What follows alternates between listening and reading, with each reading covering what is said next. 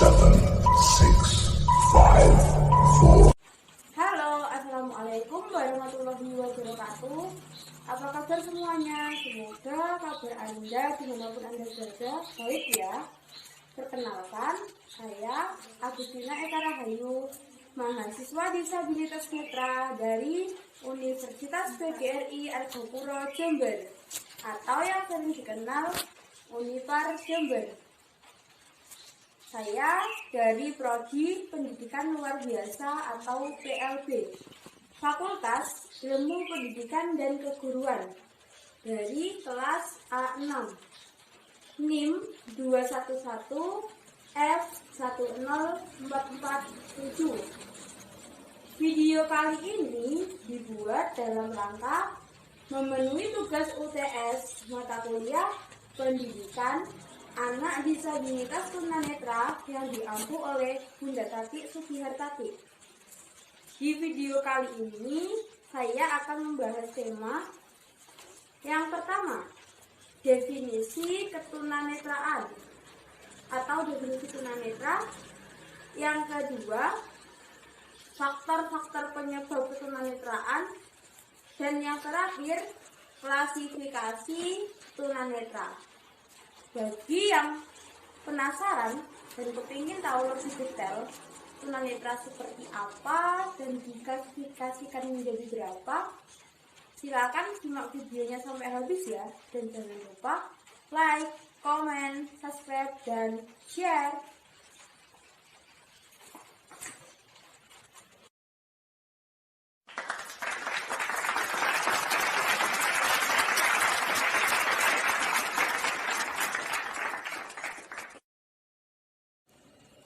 Baik teman-teman, di sini saya akan menjelaskan ya, seperti apa yang saya jelaskan di video pembukaan tadi. Saya akan menjelaskan mengenai definisi tunanetra, kemudian tunanetra dari sudut medis, kemudian faktor penyebab ketunanetraan, kemudian klasifikasi faktor penyebab ketunanetraan, kemudian klasifikasi tunanetra itu sendiri. Oke, yang pertama saya akan menjelaskan definisi tunanetra.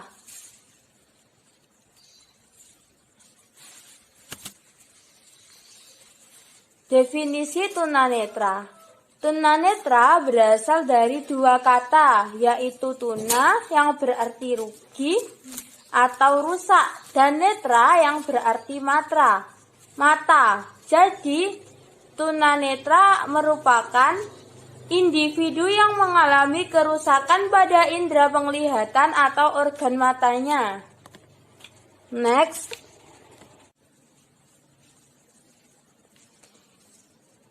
Menurut Muhammad Effendi, mendefinisikan tunanetra sebagai suatu kondisi anak yang mempunyai visus sentralis sekitar 6/60 atau setelah diamati secara maksimal penglihatannya tidak memungkinkan untuk menggunakan fasilitas pembelajaran yang digunakan oleh orang awas atau orang pada umumnya.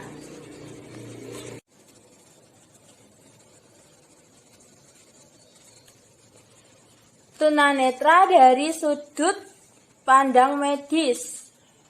Individu dikatakan menyandang ketunanetraan jika memiliki visus sekitar 20/200 atau memiliki jarak pandang kurang dari 20 derajat.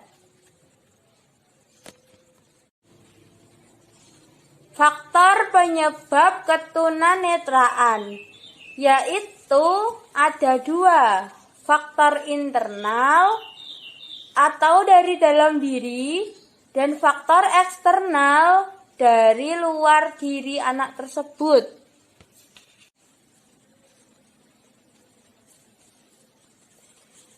Klasifikasi Faktor penyebab ketunanetraan. Tahap preonatal, yaitu masa di dalam kandungan dan diketahui telah mengalami ketunanetraan. Di tahap ini, janin sangat rentan terhadap trauma akibat guncangan atau bahan kimia. Faktor lain yang masih berkaitan dengan kondisi anak sebelum dilahirkan yaitu gen, sifat, pembawa keturunan, kondisi psikis ibu, dan kekurangan gizi, keracunan, baik obat maupun virus. B. Tahap neonatal, yaitu saat kelahiran.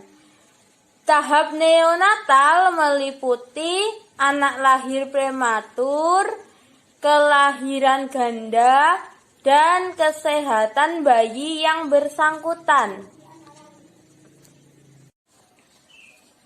Postnatal, yaitu tahap pasca kelahiran. Postnatal meliputi kecelakaan, panas badan yang terlalu tinggi, kekurangan vitamin, bakteri, dan lain sebagainya. Nah, kita wajib menjaga apa yang kita miliki, termasuk organ penglihatan atau mata.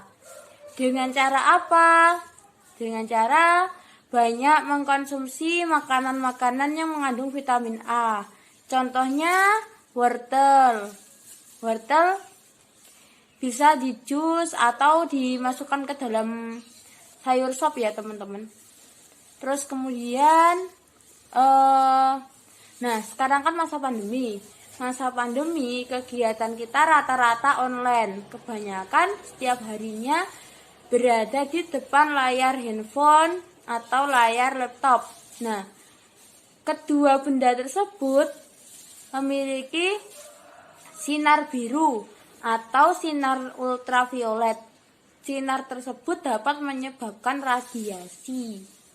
Nah, cara menghindari agar kita tidak mengalami radiasi mata, meskipun kita sudah mengalami tunanetra, terutama yang low vision, kita juga harus tetap menjaga mata. Nah, caranya agar kita tidak terkena radiasi, yang pertama, kita gunakan layar komputer atau handphone kita 0% saja. Karena kita menggunakan screen reader, jadi tidak butuh layar yang beresolusi tinggi. Terus untuk orang-orang yang penglihatannya masih normal atau awas, itu bisa menggunakan pelindung layar laptop. Kalau di handphone tempered glass itu juga sedikit mengurangi sinar biru atau sinar ultraviolet. Terus kemudian cara alternatif lainnya menggunakan kacamata anti radiasi seperti saya sekarang. Kayak gini teman-teman. Ketika saya di depan komputer, saya selalu menggunakan kacamata anti radiasi ini. Karena meskipun saya sudah tunanetra, lah nanti kalau saya terkena radiasi gimana? Ya kan yang rugi juga saya sendiri. Terus kemudian setelah itu ada trik lagi teman-teman. Setiap 1 jam sekali sisihkan waktu untuk menjauh dari laptop atau handphone selama 20 detik. Jadi jalan-jalan gitu. Terus kemudian jangan lupa ketika mata kita merasa sakit atau berair, itu biasanya kalau saya kompres dengan air hangat dikit gitu. itu balik lagi rasanya besok. Jadi teman-teman hindari terpapar dengan layar komputer atau handphone terlalu lama. Terus lagi,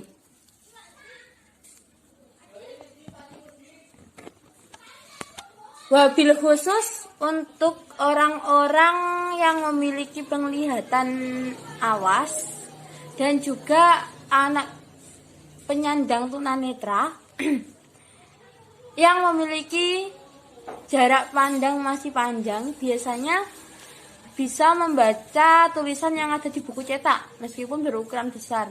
Nah, jangan lupa ketika membaca keterangan cahaya lampu itu harus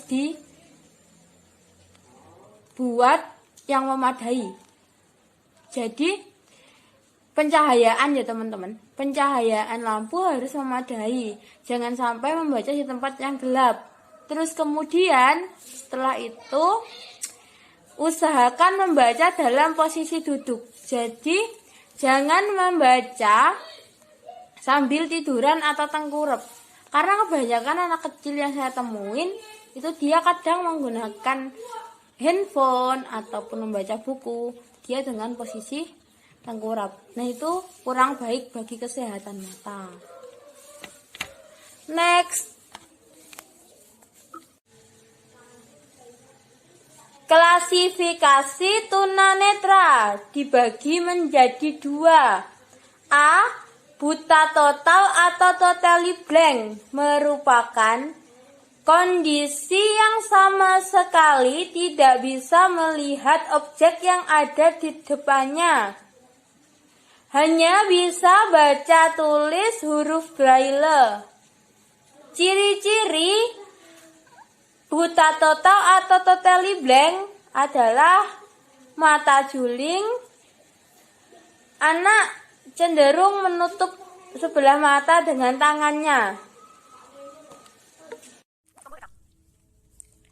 Low vision yaitu masih memiliki sisa penglihatan, dapat melihat objek baik secara jauh atau secara dekat dan bisa diberi alat bantu, akan tetapi masih merasa kesulitan.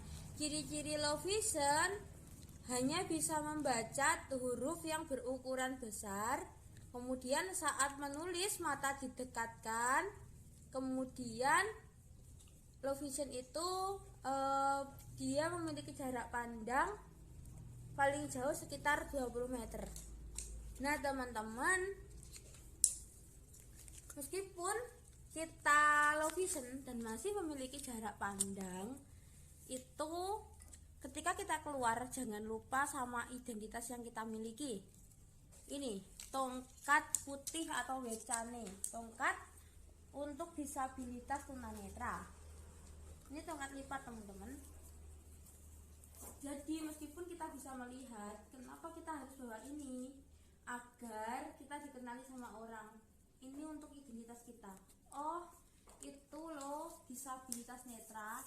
Dan juga fungsinya yang lain untuk mobilitas di tempat baru. Adanya tongkat seperti ini. Ketika kita di tempat baru, kita pasti merasa kesulitan. Ini gimana ya? Nanti ada got atau tidak? Ada lubang atau tidak? Nah, kalau pakai ini, kalau pakai tongkat seperti ini, misal kita berjalan, tongkatnya didahulukan ditaruh di kiri, ini misalnya. Terus yang jalan kaki kanan. Nah, sebaliknya tongkatnya ke kanan, yang jalan kaki kiri. Jadi kita nggak apa-apa, menunjukkan bahwa oh diri kita tunanetra, tidak apa-apa, tidak usah malu, karena ketunanetraan itu bukan aib atau kejelekan yang harus ditutupi, karena setiap kekurangan pasti memiliki kelebihan. Di sini saya sedikit berbagi. Saya punya teman dan beliau juga selaku guru saya juga waktu saya masih belajar di SLB ya. Beliau alumni Unipar Jember juga. Beliau penyandang disabilitas netra low vision. Beliau bernama Mas Herman. Saat ini beliau sudah menyelesaikan studinya SPD Pendidikan Luar Biasa Unipar Jember, wisuda pada tanggal 12 Maret 2022 kemarin. Nah, perjuangan beliau menuju perkuliahan itu tidak mudah dan tidak gampang. Jadi kita yang kuliah tinggal masuk, tinggal menikmati pembelajaran, jangan sia-siakan kesempatan, belajar yang rajin agar kita bisa meraih apa yang kita inginkan. Oke, saya akan menceritakan beliau. Beliau adalah anak seorang, kalau bahasa Jawa itu tukang beres, tapi bahasa Indonesianya saya kurang tahu ya. Kegiatan ayahnya itu setiap hari ambil kelapa, kemudian kelapanya itu direbus, kemudian dijadikan gula. Nah, gula merah itu dijual. Ayahnya pekerjaannya itu. Terus beliau dulu lulus sekolah pada 2010 itu frustasi ya, bingung. Beliau mau kuliah tapi tidak bisa karena satu dan lain hal. Akhirnya beliau bersekolah di salah satu panti pijat yang ada di Malang sana, di RSBN hingga 2011. Nah, karena frustasi, akhirnya 2011 sampai 2016 beliau bekerja sebagai seorang terapis massage. Kemudian pada 2016 beliau bangkit lagi. Beliau mencoba melobi-lobi kampus yang ada di Blitar, membuka akses agar seluruh kampus yang ada di Blitar ini bisa menerima rekan-rekan disabilitas. Beliau daftar dari kampus satu ke kampus yang lain. Yang saya ingat, beliau pernah keterima di Unisba, tapi di sana hanya 1 minggu. Terus kemudian beliau dikeluarkan karena memang belum bisa menerima disabilitas. Setelah itu pada 2016 beliau melanjutkan perjuangannya, merambah ke Malang. Setelah merambah ke kampus Malang, beliau keterima di Unira. Waktu itu beliau mengambil jurusan psikologi. Nah, namun ketika sudah keterima, beliau kayak kurang apa ya, bahasa Indonesianya itu kayak kurang apa ya, pokoknya aku itu faknya bukan di sini loh, ini bukan bidangku gitu. Akhirnya beliau mendaftar di, waktu itu belum Unipar ya, itu PGRI Jember 2016. Dulu semasa beliau mencari pekerjaan di instansi pendidikan, beliau juga mengalami berbagai macam kesulitan. Melamar dari satu instansi ke instansi lain, waktu magang. Nah, melamar di Blitar, akhirnya belum keterima, belum dapat sekolah. Akhirnya beliau keterima di salah satu SLB yang ada di Malang. Setelah beliau keterima di sana selama 2-3 tahun, nah beliau berpindah untuk berdharma bakti di Kabupaten Blitar, yaitu di SLB Saya Tercinta, di Aula Mater Tercinta saya, tempat saya menimba ilmu di SLB Budi Mulia. Di sana beliau 1 tahun itu penelitian ya teman-teman, penelitian untuk skripsi, Nah, disitulah awal jumpa saya sama beliau, dan beliau juga salah satu pemotivasi terbesar saya ketika saya gagal dan kalah masuk di SNMPTN atau Seleksi Nasional Masuk Perguruan Tinggi Negeri. Itu waktu saya down, waktu saya bener-bener di bawah banget, beliau memberi motivasi. Dimanapun sekolah kita, dimanapun tempat belajar kita, asal kita serius pasti akan ada hasilnya. Itu kata-kata yang selalu saya ingat dari beliau. Nah teman-teman, Mengapa saya membahas beliau? Tujuannya hanya untuk memberikan motivasi untuk adik-adik ataupun rekan-rekan sahabat netra di luar sana yang mungkin ada keinginan untuk berkuliah, ada keinginan untuk menempuh ke jenjang pendidikan yang lebih tinggi lagi, namun masih belum terlaksana karena satu dan lain hal. Tidak usah berkecil hati dan tidak usah merasa minder, karena semua orang pasti bisa, asal ada kemauan pasti ada jalan. Dan setiap orang perjalanan untuk menempuh ke dunia pendidikan yang lebih tinggi itu jalannya berbeda-beda. Ada yang lulus SNMPTN langsung keterima, bisa langsung negeri. Ada yang SNMPTN belum keterima, ikut UTBK belum keterima, mencoba jalur mandiri, alhamdulillah keterima. Ada yang SNMPTN belum keterima, UTBK langsung keterima juga ada. Ada yang SNMPTN tidak keterima, UTBK tidak keterima, jalur mandiri baik lewat jalur rapor, jalur prestasi ataupun jalur nilai UTBK juga belum keterima. Akhirnya masuk ke swasta. Ada yang dari keempat jalur belum keterima, terus akhirnya jangan putus asa, masih ada tahun depan dan tahun depannya lagi. Kita belajar dan terus belajar, menaikkan kualitas diri agar menjadi manusia yang memiliki sumber daya yang tinggi. Jadi agar kita itu terstandarisasi teman-teman, jadi terus belajar dan terus belajar. Usahakan kita menjadi gelas yang kosong. Kenapa? Agar ketika ada ilmu baru yang masuk ke dalam diri kita, kita bisa menyerap. Kalau kita menjadi gelas dan merasa sudah penuh, ketika ada ilmu baru yang masuk ke dalam diri kita, luber kemana-mana, nggak ketampung. Sekian yang dapat saya sampaikan di mata kuliah pendidikan anak disabilitas netra ini. Ada kurang lebihnya, saya mohon maaf yang sebesar-besarnya. Akhirul kalam, wassalamualaikum warahmatullahi wabarakatuh. Salam disabilitas.